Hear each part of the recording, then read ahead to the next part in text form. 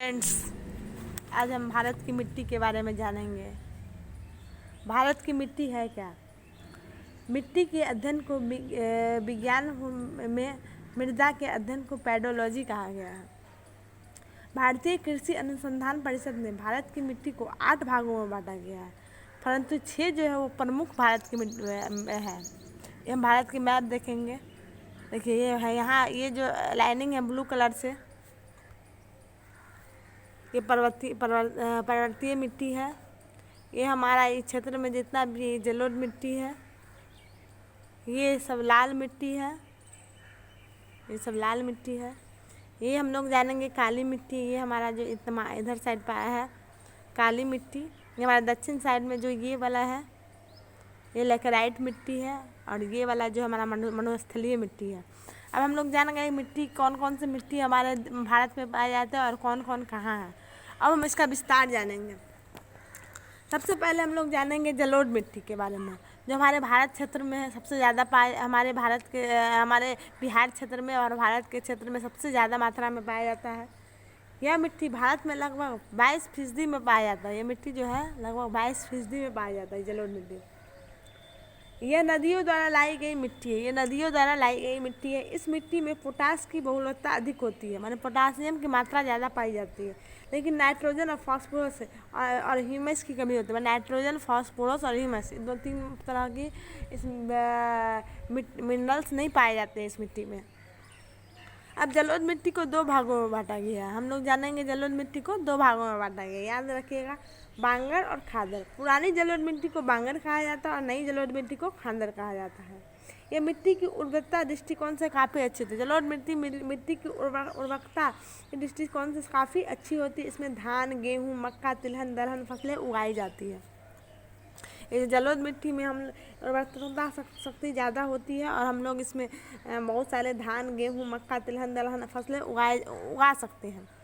अब हम लोग जानेंगे काली मिट्टी के बारे में। यहाँ देखिए काली मिट्टी, ये हमारे महाराष्ट्र के क्षेत्र में ज़्यादा मात्रा में पाया जाता है काली मिट्टी। ये काली मिट्टी, इसका निर्माण विशाल चट्टानों के द्वारा होता है। ये जो मिट्टी है इसका विशाल चट्टानों के द्वारा होता है। इसमें आयरन और एल्युमिनियम और मैग्नीशियम की बहुलता होती है। इसमें आयरन, एल्युमिनियम और मैग्नीशियम की बहुलता होती है। इस मिट्टी का जो काला रंग होता है, इस मिट्टी काला रंग क्या होता है? टिटेनी, फेरस, मैग्नाइट और जीवाश्म की उपस्थिति के कारण होता है। किसके कारण इसका काला रंग होता है? टिटेनियस, मैग्नाइट, जीवाश्म की उत्पत्ति के कारण होता है।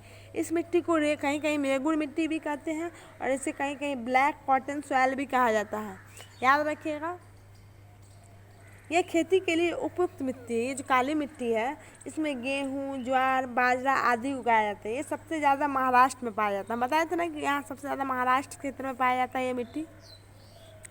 अब हम लोग जानेंगे जलोढ़ मिट्टी के बारे में, काली मिट्टी के बारे में जान लिया। अब लाल मिट्टी के बारे में। ये हमारा लाल मिट्टी है, यहाँ देखिए ये वाला इस साइड से लाल मिट्टी है हमारा। इसका निर्माण जलवायु परिवर्तन के कारण होता है। इसका निर्माण जलवायु परिवर्तन की वजह से रवेदार और कायांतरित सेलों के विघटन और वियोजन से होता है।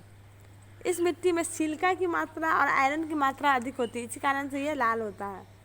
यह अम्लीय प्रकृति की मिट्टी है। इसमें नाइट्रोजन, फास्फोरस और ह्यूमस की कमी होती है। इसमें भी जैसे जलोढ़ मिट्टी में नाइट्रोजन, फास्फोरस की कमी होती है, इसी तरह इसमें भी नाइट्रोजन, फास्फोरस की कमी होती है। इस मिट्टी में कपास, गेहूँ, दालें और मोटे अनाजों की खेती की जाती है। ये भारत में ये मिट्टी आंध्र प्रदेश, मध्य प्रदेश, दक्षिण भारत के जगह में पाई जाती है। इधर साइड देखिए आंध्र प्रदेश के साइड में पाई जाती है और इधर मध्य प्रदेश के साइड में भी ये पाए जाते हैं। चूने का इस्तेमाल कर लाल मिट्टी की उर्वरकता बढ़ाई। मतलब हम इस मिट्टी में चूने का अगर इस्तेमाल करेंगे तो इसको उर्वरकता शक्ति बढ़ जाएगी। अब हम लोग जानेंगे लेकेराइट मिट्टी। इस साइड में देखिए, इधर साइड लेकेराइट मिट्टी केरल साइड में पाया जाता है। यह मिट्टी का निर्माण मानसूनी जलवायु की आर्द्रता, सूखता के कारण, कार्बनिक परिवर्तन के कारण इस मिट्टी का निर्माण होता है। इसमें आयरन और सिलिका की बहुलता अधिक होती है। लेकेराइट मिट्टी 3 प्रकार की होती है। लेकेराइट मिट्टी कितनी प्रकार की होती है? गहरी लाल लेकेराइट मिट्टी, इसमें आयरन ऑक्साइड और पोटाश की बहुलता होती है। इसको 3 भागों में बांटा गया है। इसमें निचले भाग में कुछ खेती की जा सकती है, इसके निचले भाग में कुछ खेती की जा सकती है। दूसरा जानेंगे सफ़ेद लेकेराइट। इसमें कैलोइन के कारण इसका रंग सफ़ेद होता है। केओलिन के कारण इसकी जो रंग सफ़ेद होता है। और तीसरा जानेंगे भूमिगत जलवायु लैटेराइट में। ये मिट्टी काफ़ी उपजाऊ होता है। जो भूमिगत होता है ये काफ़ी लैटेराइट मिट्टी काफ़ी उपजाऊ होता है। अब हम लोग जानेंगे मरुस्थलीय मिट्टी। मरुस्थलीय मिट्टी यहाँ है, इधर साइड हरियाणा और राजस्थान की तरफ ये ज़्यादा माना जाता है। यह अरावली श्रेणी के पश्चिम में जलवायु की शुष्कता, भीषण ताप के कारण नंगी चट्टानें के विघटन होने से बनती है। ये मरुस्थलीय मिट्टी जो है नंगी चट्टानों के विघटित होने से बनती है। ये हरियाणा राजस्थान के दक्षिण पश्चिम भाग में पाए जाते हैं। इसकी सिंचाई की उपलब्धता के कारण कृषि क्षेत्र संभव इसमें सिंचाई की उपलब्धता के कारण कृषि क्षेत्र संभव हो सकता है। अब हम जानेंगे यहाँ सबसे ऊपर वन एवं पर्वतीय मिट्टी। पर्वतीय मिट्टी के बारे में जानेंगे। इस प्रकार की मिट्टी वनों एवं पर्वतीय क्षेत्रों में पाया जाता है। इसमें जैविक पदार्थ, इस जो मिट्टी होता है इसमें जैविक पदार्थ और नाइट्रोजन की अधिकता होती है और हिमालय के पर्वतीय भागों में मिलती है। हिमालय इधर से ज़्यादा हिमालय के पर्वतीय भाग में यह मिट्टी बढ़ती है। आज हम जान लिए भारत की महत्वपूर्ण मिट्टी के बारे में। Thank you so much friend. अगर किसी तरह का मिस्टेक हुआ होगा तो सपोर्ट कीजिएगा।